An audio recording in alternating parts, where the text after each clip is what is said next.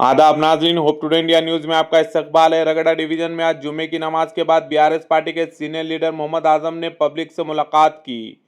इस मुलाकात में उन्होंने अवाम की शिकायतें ध्यान से सुनी और यकीन दिलाया कि बीआरएस पार्टी हमेशा लोगों के साथ है। मोहम्मद आजम ने कहा कि अपने कीमती वोट बीआरएस पार्टी को दे, क्योंकि इस पार्टी ने गुज़िश्ता दौर में डेवलपमेंट का काम किया है और आगे भी ये सिलसिला जारी रहेगा। उन्होंने कहा कि बीआरएस पार्टी का मकसद सिर्फ पब्लिक की खिदमत और एरिया की तरक्की है। इस प्रोग्राम में Arshad Ali Khan, Rahmatullah Niazi, Sheikh Sharif Qureshi general secretary Ragda division, Sheikh Javed minority in charge, Syed Rasool Sanjay नगर प्रेसिडेंट और दूसरे लीडर भी शामिल रहे। मजीद खबरों के लिए होप टुडे इंडिया न्यूज़ को लाइक करें, शेयर करें और सब्सक्राइब करें। फौरी उस काम को रुकवा दिया।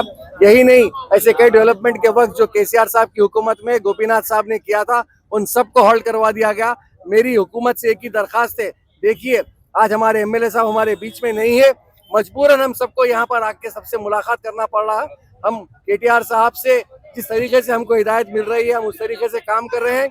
और साथ ही साथ मैं इस मीडिया के जरिए अवाम को ये बता देना चाहता हूँ, सिवाय केसीआर साहब के कोई आपका दोस्त नहीं है। ये लोग सिर्फ नाम के जो है ना वादे करते हैं कांग्रेस पार्टी, और साथ में हुकूमत में आते ही वो सब वादे भूल जाते हैं।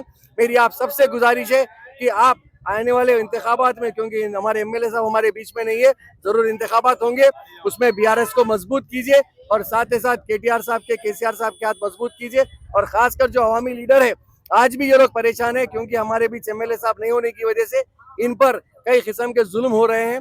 मेरी आप तमाम इस मीडिया से सीएम साहब तक की इस बात की अपील है कि आप इंसाफ कीजिए और साथ ही साथ इस तरक्की के काम को फौरी अमल में लाइए जो गोपीनाथ साहब ने किया।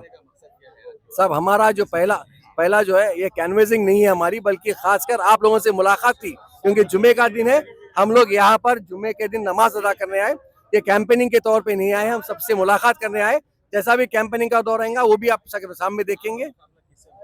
नहीं देखिए, बीआरएस पार्टी का हकीकत में देखा गया तो आज के दौर में किसी से मुकाबला नहीं है, क्योंकि आवाम जान चुकी है बीआरएस के इख्तिदार के अंदर जो डेवलपमेंट एक्टिविटीज, जो डेवलपमेंट काम केसीआर साहब ने किया था, आज इस हुकूमत में आने के बाद सब ठप हो चुके हैं।